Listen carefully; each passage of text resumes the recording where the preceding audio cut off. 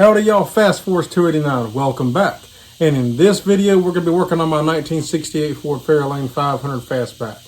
And we're going to be making a Monte Carlo bar to go underneath the hood to reinforce and support the shock towers, because they do not make them for these cars. You can buy them for a Mustang, Cougar, all that, but you cannot buy them for these, so I'm going to make my own. So let's jump into it and get started. Alright, so in case you don't know, a Monte Carlo bar goes across the engine bay to reinforce the shock towers to keep them from collapsing in, so to speak, when you're going around hard corners and stuff. So essentially what we're going to do, I'm going to take this bar here, and essentially what it's going to do is going to go in here, and it's going to look something like that, except instead of being up here, it's going to be down here. We got to make brackets to bend and go and bolt in here, and then make this fit the brackets to run across. But that's the basic idea of how it'll look whenever it's installed. All right, so basically for the parts I got here, I got this 1 inch in diameter with a 3/4 inner diameter pipe here that I'm going to clean up, and that's what's going to be the bar to run across. And I went ahead and made one template. And what I did is I just got me some construction paper, some paper that's kind of thick to make a template. That's your best way to make a template. This is a rough mock-up. I may make some changes to it, but for now, this is kind of how it's going to go in the car. Like, it's going to go up against the fender apron like this, and I'm going to have it notched out to go. It's going to bolt in with the top fender bolt and the side bolt that holds the spring cover underneath the. I'll show you when we get underneath the engine bay, but that's going to be the basic idea of what it is. And what I did is I picked up, I'm not going to have the bar just coming in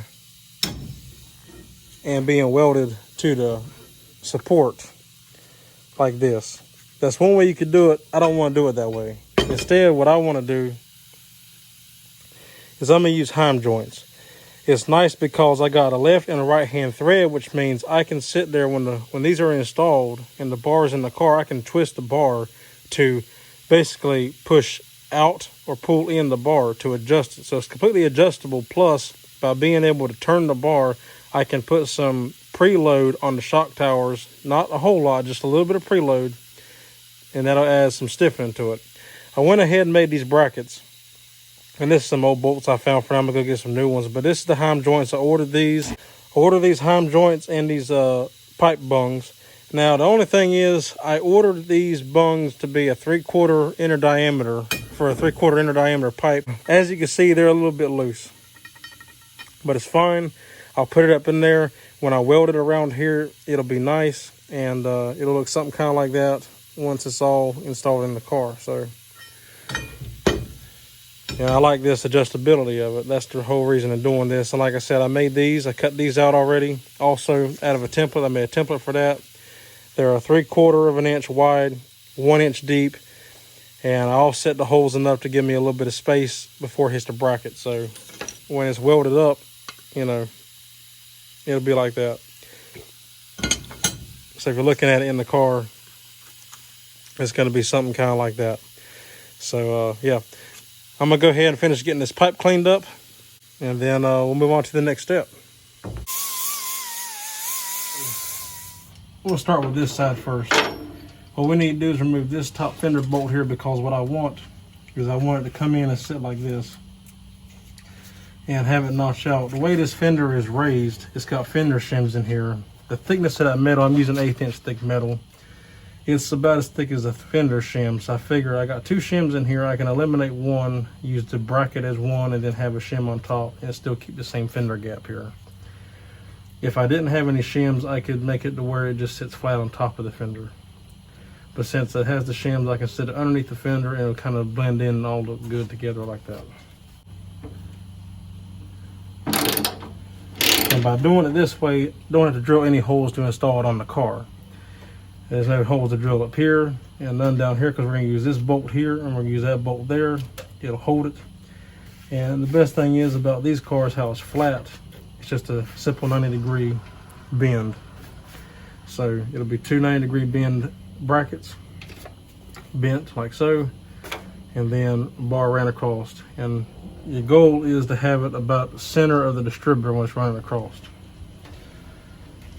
So I'm going to go ahead and take this out. So that's what I'm gonna do. I'm gonna construct something to where it'll be kind of like this, if you will, to where it'll just slide in there underneath the bolt. That's all it's gonna need. And then with that metal in there, I can also add a shim on top of it if I need to. So as you can see here, you want to make sure you trial fit to make sure everything's gonna work right. You get your paper template in place before you ever cut a piece of metal, and you test fit your bracketry setup the way you want it to make sure that it's gonna be good. And what I'm looking at is gonna be exactly what I want when it's all said and done. So this is perfect. I can pull this, I can mark my holes on my template now, pull this all out and actually make a real metal piece based off my template. All right, so now we got our template.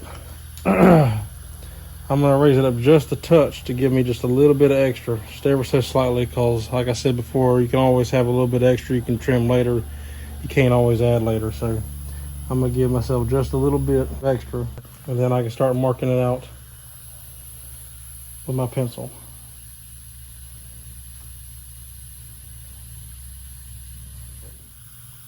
I'll mark where the top is now, and I'll add a little bit extra to it when I get ready to cut it. And the way I'm making all these nice straight lines, you can see I already added my mark up here. What I did is I just took my speed square here and put it up here, and I just give myself a little bit extra. Now when I cut this out, I will just duplicate this exact same thing onto this piece, trace it and cut it. I have two exactly alike. Now also, what we also got to do, we also got to mark our holes, but I'm also going to make this a little bit of an oblong hole as well for adjustability, which is also why I give myself a little bit of extra play, so it can move up and down a little bit as it needs to.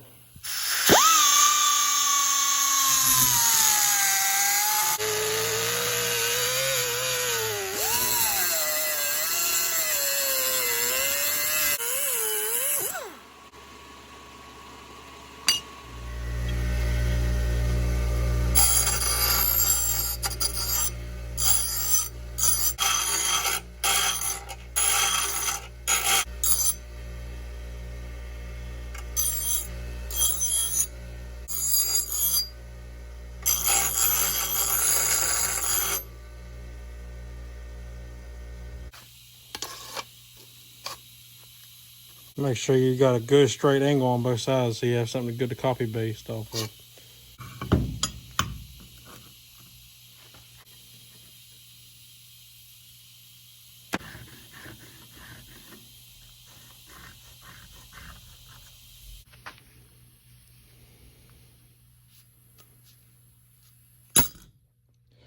Okay, so once we got the template cut out and cleaned up, we can take my paper template. We got the hole mark location. We can simply just take, and where it's like this, we'll line that up with it, and then line the back edge up with it.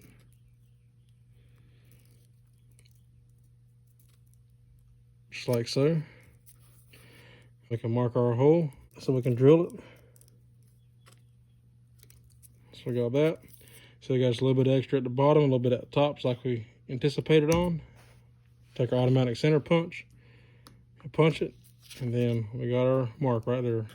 I already marked it, so good to go. So we'll get this mocked up in our vise. A small bit as a pilot bit, and I'll step bit my way up to save my bits to cut down on the heat and make the bits last longer. I use a little bit of penetrating oil for lubricating oil.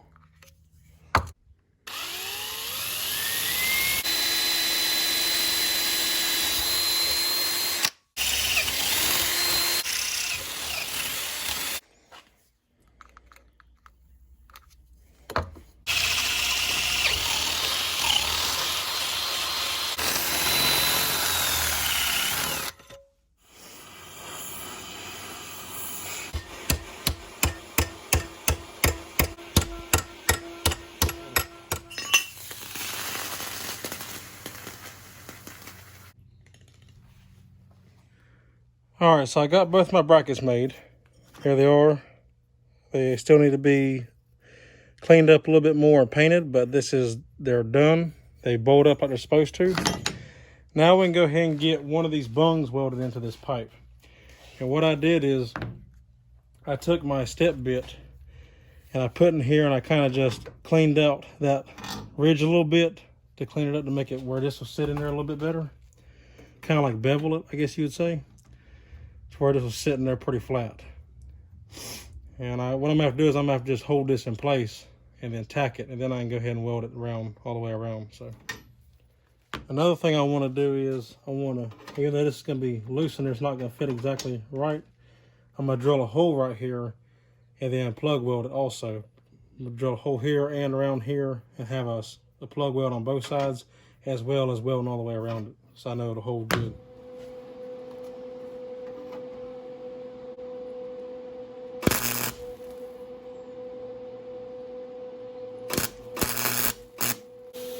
All right, so we're about to weld this blung in. If you notice, I got the thread in the heim joint.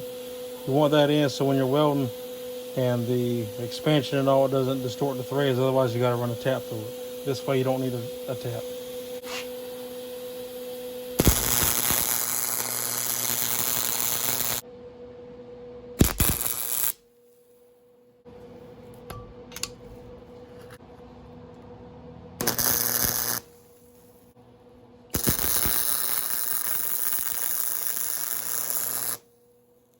Okay, so here's what we got so far. I got my brackets made. No, the welds are not perfect. Look, I'm not a welder. I can weld.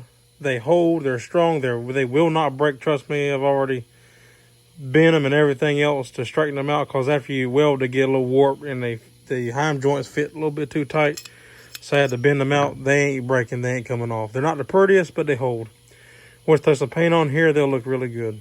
And the front weld, so that's what you'll see. You ain't gonna see this one so much, and you won't see them because it'll be covered up kind of. Same thing with this one. It's all right. It's fine. But the point is, the brackets are made. I got them the way they want to be. Now this right here, again, don't pay attention to that. These are not what you'd call, I guess, perfect like they're made in a factory, because they're not. I tried to make them a little bit oblong so they could have a little bit of adjustability up and down. But anyway, they fit and they work properly. The heim joints fit just like they're supposed to. A bolt will go in there just like they're supposed to. And here's that rod. See, I got those bungs put in, welded in, ground down, smooth, on both ends. See? And then these can thread in here like they're supposed to. Now, everything is made. We're good. I'm going to go through now, put some paint on all this, and then we can come back after I get everything painted and dried and actually install it into the car. Alrighty, so here is the finished product. It is nice and painted now. You can see it's got a real nice finish to it. The brackets have a real nice finish. They look really good. I like the way they turned out. It's really clean. So I went and got some brand new hardware for this. I got some stainless steel bolts. They didn't have stainless steel lock nuts, unfortunately, so I'll have to go back and get them later. But I got some stainless steel Allen cap head bolts for this part here, and also some new bolts to bolt the bracket to the fender apron as well. I will be reusing the existing fender bolt for the top one. So let's get this put in. For this one here, this is a 3/8/16. And then a 5/16 18. So to start with, we're going to go ahead and remove our fender bolts.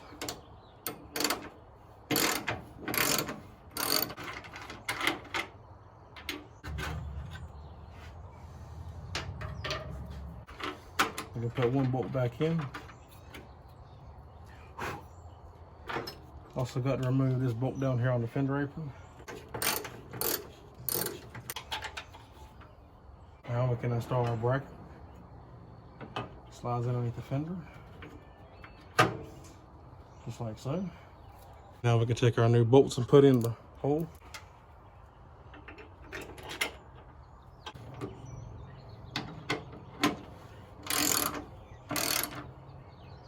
And this will now act as our new fender shim.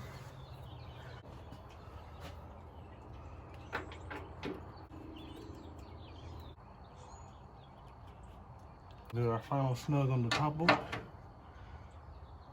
And it's good and tight. Now I can repeat the same process for the passenger side and then put the bar in.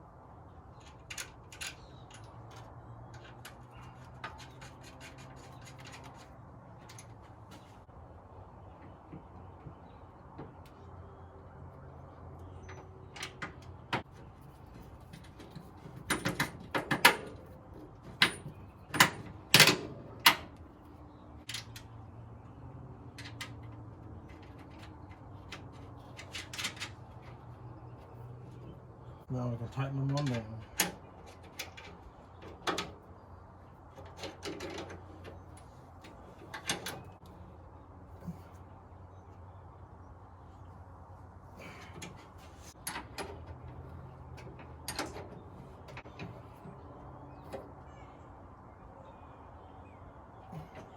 And now it's just as simple as tightening this bar to put just a little bit of preload on it.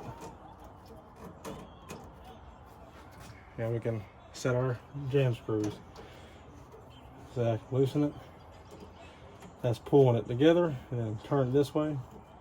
Put just a little bit of preload on it. Like that. Now it's pushing out. Set our jam nuts.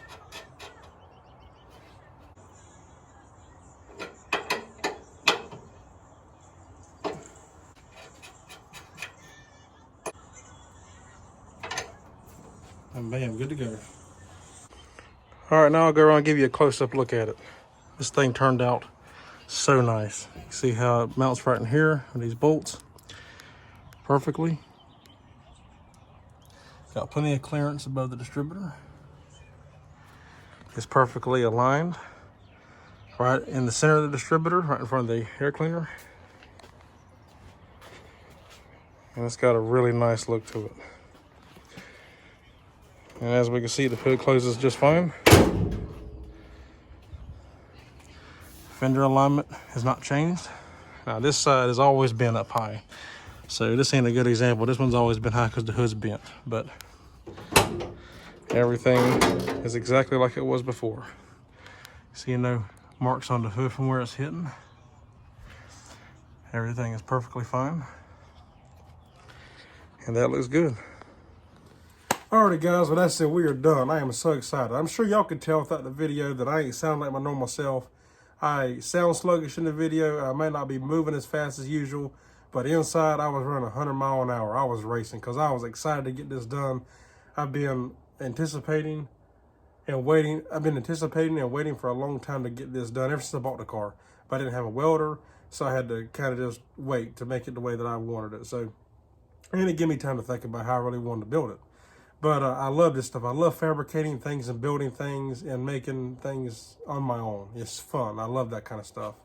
So anyway, it turned out great. I love it. I couldn't be happier with it. You could say I went a little overboard on the thickness because I used 1/8 inch thick steel, but I'd rather have it a little bit too thick than not thick enough, and it's perfect for what I wanted. It worked out great.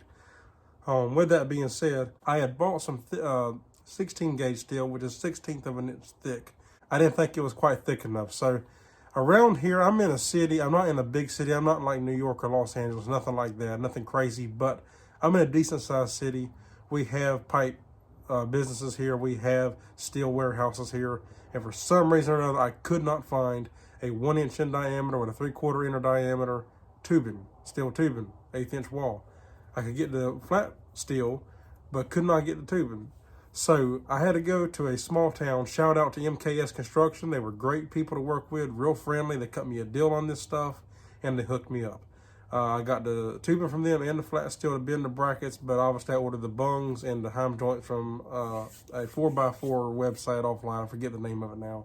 But it was like 20 bucks for the heim joint. So great. So altogether, I have roughly about $50 in this bar altogether with, me building it with the parts and my time.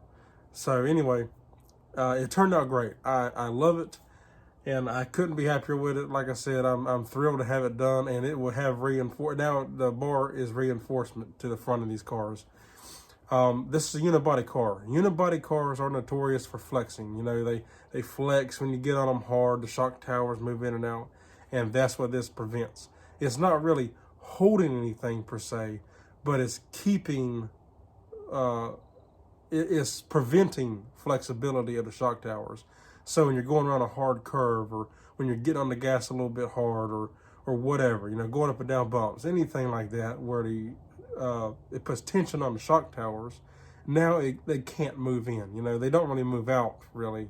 They never really do, but they can move in, especially over time. They tend to sag. Now, I don't think this car is, but since I don't have any measurements, I don't even know what the factory specs are supposed to be but the car is never drove bad, so I assume that they're not sagging. Now with this bar in here, I know that they will not sag. They will, even if they're not right, they can't move any more than they already have if they've moved any at all. So now it keeps them from flexing. Now it can't flex. So that's good. It'll maintain alignment, make it safer to drive, make it handle better, and just reinforce the front of this car and make it safer and better. Anyway, with that being said and done, I am thrilled to have it done. I hope y'all enjoyed watching me build it as much fun as I had building it myself. And if you have any questions, comments, or concerns, leave them in the drop box down below. You can ask me anything you want to about it. I love seeing the engagement and the interaction in the comment section down below with people, and I love hearing y'all's thoughts about things. And I like knowing if I helped y'all or if y'all have any questions about regarding the video or even something else. If you have something else to ask me, it ain't got to be video related. If you're watching it and you think of something, ask me. If I know the answer, I'll tell you. If I don't know, I'll tell you I don't know. I'm gonna be honest with you. I don't know everything. Who does? So I'll be honest with you. But anyway, with that being said and done, I hope y'all liked the video. If you did, give me a thumbs up. If you're not subscribed, consider subscribing. I'd appreciate it. And could not tell you how grateful I am for that. And I thank each and every one of y'all. And I thank each and every one of y'all for watching and staying tuned. And I hope to have many more good videos coming in the future.